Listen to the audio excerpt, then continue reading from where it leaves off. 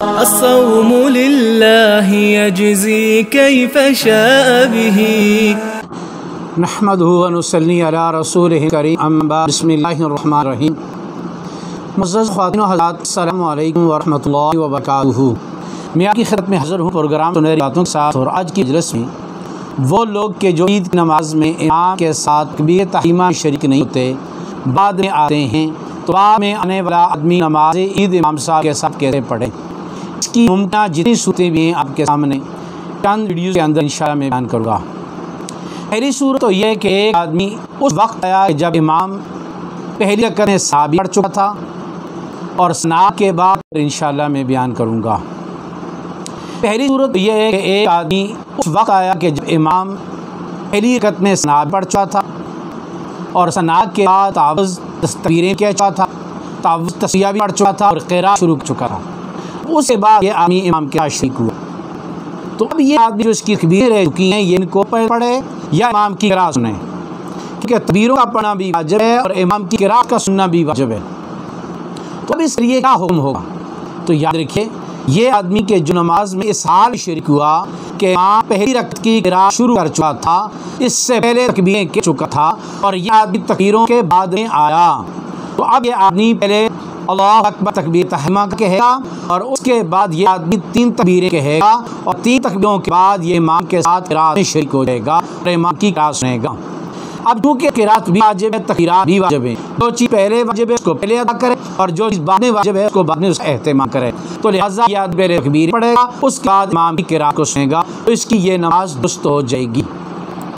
ایک آدمی اس حال میں امام کے ساتھ پہلی رکعت میں شریک ہوا کہ امام رکوع میں جا چکا ہے، اور یہ آدمی آیا تو امام رکوع میں ہے، تو اب آیا یہ پہلی رکعت کی تکبیرات کہے گا یا امام کے ساتھ رکوع میں شریک ہوگا۔ مسئلہ یہ ہے کہ اگر اس کو یقین ہے کہ میں تکبیر تحریمہ کہنے کے بعد 3 تکبیریں عید کی بھی کہہ کر جو کہ واجب ہیں میں امام کے ساتھ رکوع میں شریک ہو جاؤں گا، تو پھر یہ کہو کہ تکبیر تحریمہ کے بعد 3 تکبیریں پڑھے اور پھر امام کے ساتھ 4تھی تکبیر کہہ کر رکوع میں شریک ہو جائے۔ اور اگر اس کو یقین ہے کہ 3 تکبیریں ادا کرنے تک امام صاحب رکوع سے کھڑے ہو جائیں گے، تو یہ آدمی تکبیر تحریمہ کہہ کر رکوع کی تکبیر پڑھ کر رکوع میں چلا جائے۔ اب رکوع میں چونکہ تو اپنی بھی تسبیحات ہیں، تو یہ رکوع کی تسبیحات سے پہلے یہ پہلی رکعت کی 3 تکبیریں حالت رکوع میں ادا کرے، اور اگر بچائے تو پھر رکوع کی تسبیحات کو بھی پڑھے۔ اور اگر یہ آدمی 3 تکبیریں کہہ چکا اور اس کے بعد امام کھڑا ہو گیا اور اس کو رکوع کی تسبیحات کہنے کا موقع نہیں ملا، تو یہ امام کی اتباع میں کھڑا ہو جائے گا اور رکوع کی تسبیحات کو چھوڑ دے گا۔ اور اگر یہ آدمی 2 تکبیریں کہہ چکا تھا، تیسری تکبیر ابھی کی باقی تھی اور امام نے رکوع سے سر اٹھا لیا، اب یہ 2 تکبیریں ہی کہے گا، تیسری تکبیر کو بھی چھوڑ دے گا، اور اللہ پاک اس کی تیسری تکبیر کے پڑھنے کو معاف فرما دیں گے۔ اس طرح اس کی یہ پہلی رکعت ہو جائے گی۔ اس مسئلے کو اچھی طرح سمجھ لیجئے تاکہ ہمیں اگر ایسی صورت پیش ہے تو ہم وہاں مسئلے پر عمل کر کے اپنی نماز کو درست کرنے والے بن جائیں۔ السلام علیکم ورحمۃ اللہ وبرکاتہ۔ کتنے میں ہوئی جی؟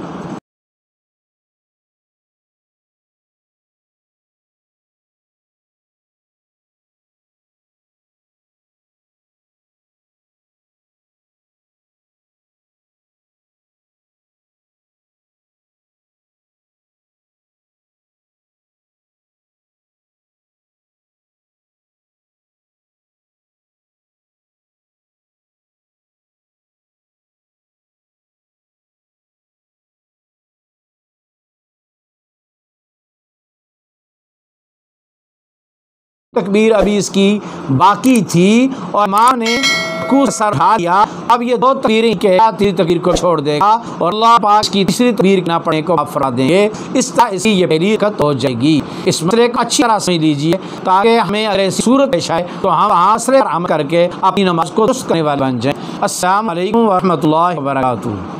کتنے منٹ ہوئی جی؟ ایک آدمی نماز میں اس حال میں امام کے ساتھ شریک ہوا کہ پہلی رکعت امام پڑھ چکا تھا، رکوع سے امام سر اٹھا چکا تھا۔ جب رکوع سے امام سر اٹھا چکے تو اب یہ پہلی رکعت ختم ہو جاتی ہے، اب نماز میں شریک ہونے والا گویا پہلی رکعت کو فوت کرنے والا ہے، تو اب یہ امام کے ساتھ سجدے میں شریک ہو جائے گا، اس کے بعد دوسری رکعت امام کے ساتھ پڑھے گا، اور امام کے ساتھ دوسری رکعت پڑھ کر پھر یہ امام کے ساتھ تشہد میں بیٹھے گا، اور امام کے سلام پھیرنے کے بعد دوبارہ کھڑا ہو کر ये पहली रकत को अदा करेगा जिस तरह नमाज ईद की पहली रकत अदा की जाती है, उसी तरीके से ये अकेले खड़े होकर नमाज ईद की पहली रकत अदा करके तशहुद बैठ के सलाम फेर के अपनी नमाज को अदा करने वाला बन जाएगा। और अगर आने वाला दूसरी रकत के रुकू में शरीक हुआ है, उसका भी वही तरीका है जो पहली रकत में रुकू में शरीक होने वाले का तरीका है। लेकिन अगर एक आदमी दूसरी रकत के रुकू के बाद शरीक हुआ है, तो अब ये चूँकि इमाम के साथ सजदा भी करेगा, तशहुद भी पढ़ेगा, उसके बाद ये खड़ा हो जाएगा और खड़े होकर ये नमाज ईद को उसी तरीके से पढ़ेगा जिस तरह इमाम पढ़ता है। पहली रकत में किरात से पहले 3 तकबीरें पढ़ेगा, दूसरी रकत में किरात के बाद 3 तकबीरें पढ़ेगा, और नमाज जिस तरह इमाम पढ़ता है बाजमात, इसी तरीके से ये अकेले इमाम के पीछे खड़े होकर अपनी नमाज को पूरी करेगा। इस तरीके से इसकी नमाज ईद हो जाएगी। क्योंकि नमाज ईद अभी ये तशहुद में शरीक हुआ है, अब इमाम की इत्तिबा में पढ़ रहा है। अगर एक आदमी इमाम के साथ सलाम फेरने के बाद आया, इमाम सलाम फेर चुका था, तो अगर किसी दूसरी जगह पे नमाज ईद हो रही है तो वहाँ शरीक हो जाए। इनफरादी तौर पर नमाज ईद की क़ज़ा नहीं है, इनफरादी तौर पर नमाज ईद की क़ज़ा नहीं है। अगर छूट जाएगी, कहीं और मौका बाजमात पढ़ने का ना हुआ, तो फिर इस ईद की नमाज इससे साक़त हो जाएगी और इस्तिग़फ़ार लाज़िम हो जाएगी। अल्लाह ताला हमें इन मसाइल को समझकर उन पर अमल की तौफ़ीक़ नसीब फ़रमाए। अस्सलामु अलैकुम व रहमतुल्लाहि व बरकातुहू।